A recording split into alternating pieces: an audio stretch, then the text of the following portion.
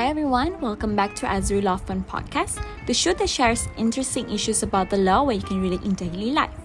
In this episode, we'll be talking about Tawarruq and Musharakah Mutanaqisah home financing in Malaysia.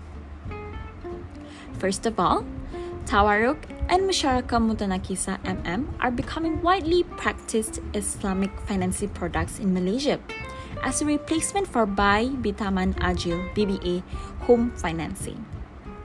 Evidently, a statistic from BNM portrayed more than 57% of a total financing by Islamic finance institution consisting of Tawarruq-based financing, as this includes Tawarruq home financing.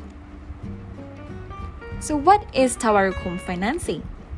Tawarruq is a financing arrangement involving three different parties, namely the purchaser, Mutawarriq, and the bank, Muwarriq. And the third party is, for example, brokers. The purchaser, for example, the customer will be receiving cash at the end of it for the purpose of purchasing a residential property through two sale and purchase contracts which are closely related to each other. First contract, the sale of an asset by the bank to the purchaser on a deferred basis. Second contract, the purchaser of the first contract will sell the same asset to a third party on a cash and spot basis. Tawarruq and Bai'ina are similar in terms of the number of contracts normally involved. However, what makes Tawarruq and Bai'ina different from each other is the parties involved in the second contract.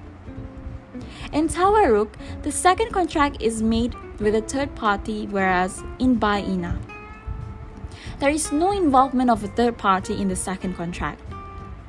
What is Musharakah Mutanaqisah?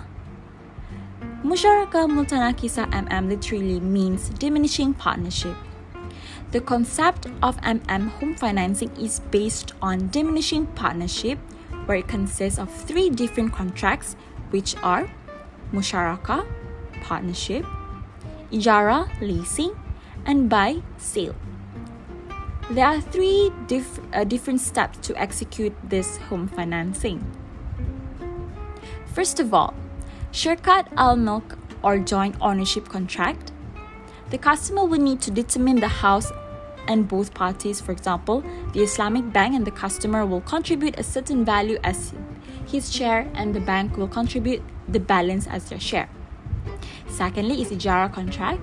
The bank will lease the house to the customer. Thirdly, buy contract.